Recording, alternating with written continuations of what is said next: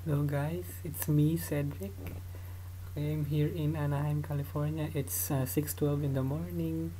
Ayan. So, ang re-report ko ngayon ay tungkol sa non-discriminatory portrayals of the sexes. So, yun yung part 3 ng paper namin.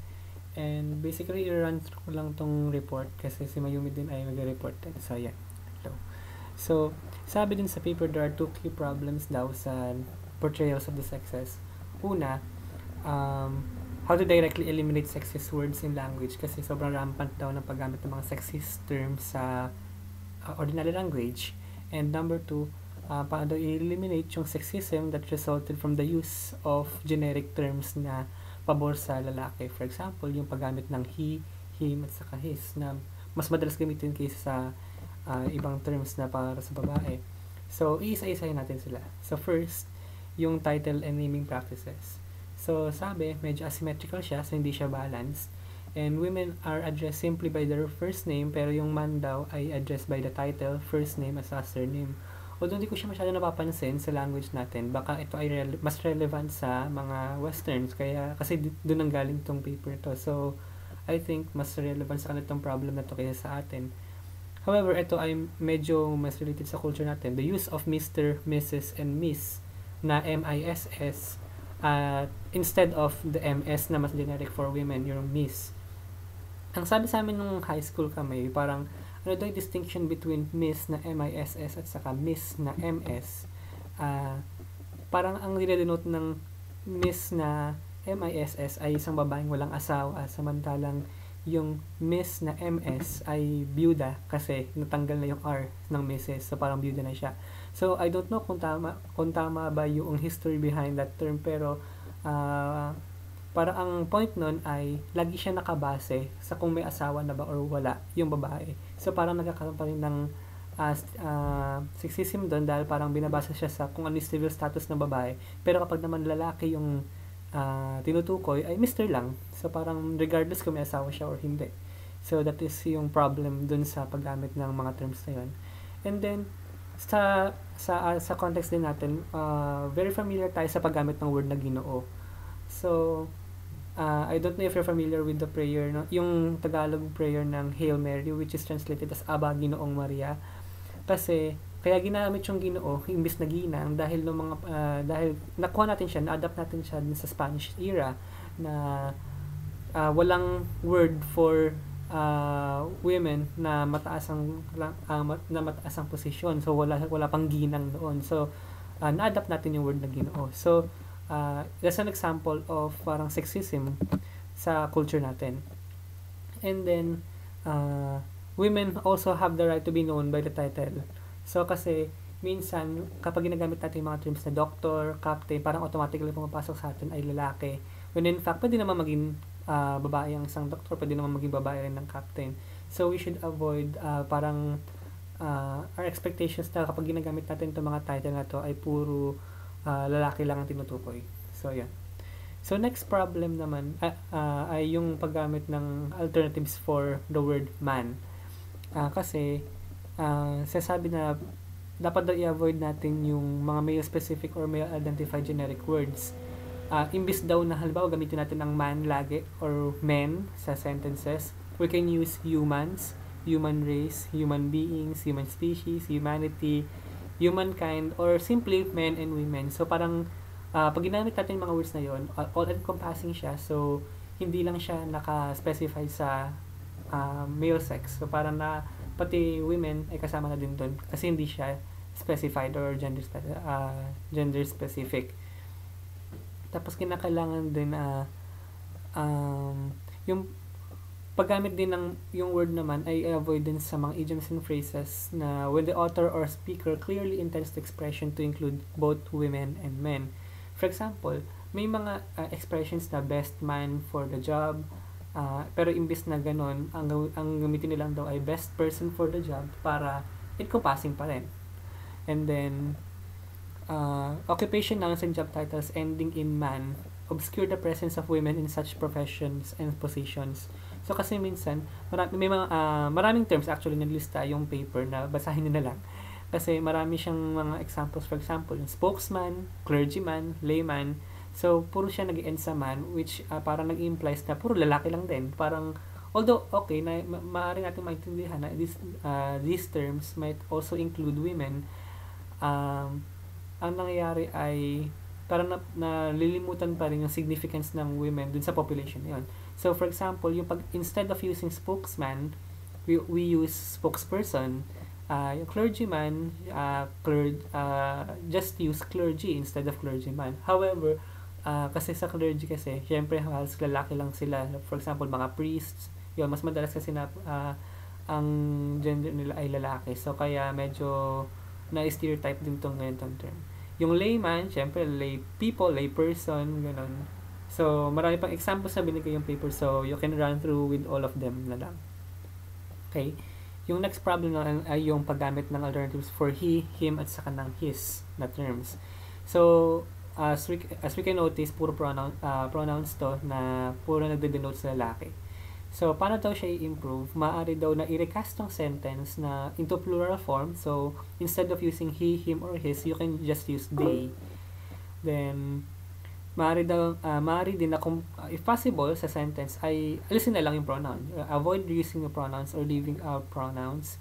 And we can also repeat nouns.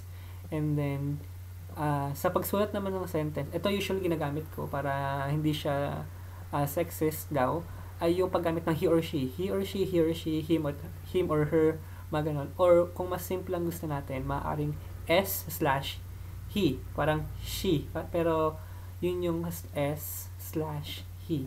So, ganun yung ginagamit minsan para mas simple. Although medyo weird siyang tingnan kasi yung form niya. And then, also, we can use the pronouns you and we instead of him or her kung ayaw natin na ganun ka-komplikado. Basta i-restructure na natin yung sentence natin. And of course, we can always recast the sentences para to avoid pronouns na lang din. Okay, next problem naman, yung mga occupational nouns and job titles which refer exclusively to women should also be avoided. Kasi, syempre hindi, kapag sinabi natin na sexism, syempre hindi lang siya puro sa babae. Minsan, may mga terms din na puro babae lang din na denote when in fact, there can also be men working at those positions. However, makikita natin mamaya na maaaring ang tamaan pa rin dito ay yung women.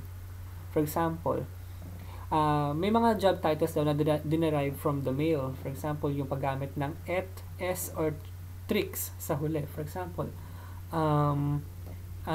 for tricks, ang naisip ko lang, for example, mediator, pag babae, mediatrix.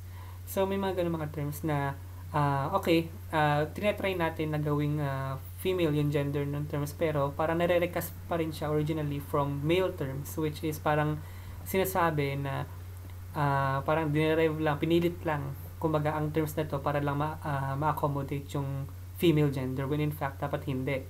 So, ito yung binigay na mga ibang mga ways to improve.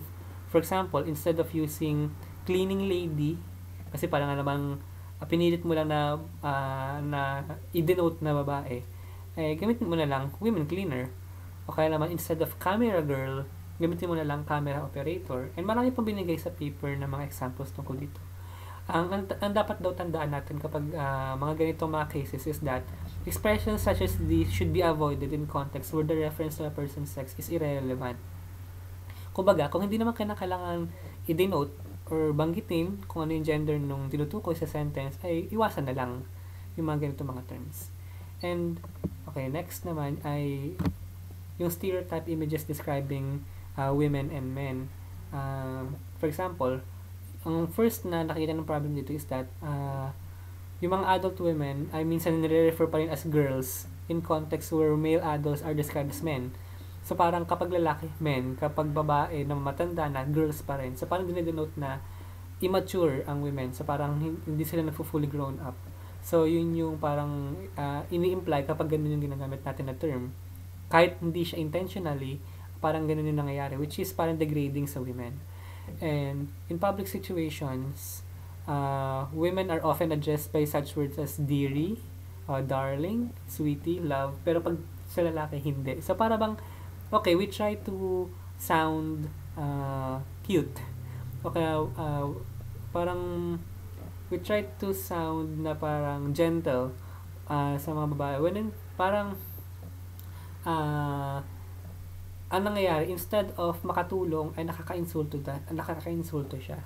So parang, I forget the term sa social psych regarding this. Yung para bang, sa kagustuhan natin na itrato na mabuti yung babae, ang nangyayari ay nagiging sexist pa rin tayo. Benevolent sexism. I think, ang nangyayari kapag ganun yung ginagamit natin kasi, we use these terms para mag-sound na gentle tayo sa women when in fact, they can also be insulting to them. Kasi bakit sa lalaki, very formal, very straightforward, very serious, pero pag naman tinutukoy natin sa babae, darling, sweetie, love. So, parang hindi natin tinitreat as serious ang female gender. Okay. Then, sabi din, if a man and woman each have a determined strong attitude, do not describe them separately na, for example, kapag lalaki ka, forceful ka, pero pag babae, pushy. So, may mga ganito tayong mga stereotypes na para bang kapag halimbawa babae madaldal, kapag naman lalaki marami sinasabi. So, may mga ganitong mga terms na parang ini-stereotype natin sa attitude or yung parang behavior ng each sex. When in fact na parang dapat hindi. Okay? Wait, nasa na ba? Okay. Then, we parang ina-advise din sa paper na we should portray and describe both women and men in a variety of roles and occupations. So parang bumabalik lang to kanina na parang hindi na dapat natin gamitin yung mga terms na medyo gender specific para lang i-describe yung mga positions or roles ng mga mga tao. For example, when you say doctor, hindi na siya lalaki. So ganun. Examples of this can be found in the paper. And then may mga expression din tayo, for example, sa Filipino, yung para ka naman babae, ang lambot mo naman, gano'n. So, kapag mga ganun terms na usually parang dinudunod yung kahinaan sa lalaki, minsan bumabalik pa rin, nagbabackfire pa rin siya sa babae, being the lesser sex or the weaker sex. Kasi kung parang sinasabi natin na ang isang lalaki na mainhin ay parang babae, which implies that, number one, mahina yung lalaki. And number two, mas mahina kung saan siya kino-compare, which is sa babae. So, we should avoid them kasi nga, parang it's another insult to the female gender to use such expressions na parang ng babae, ganun-ganun. So, wait lang.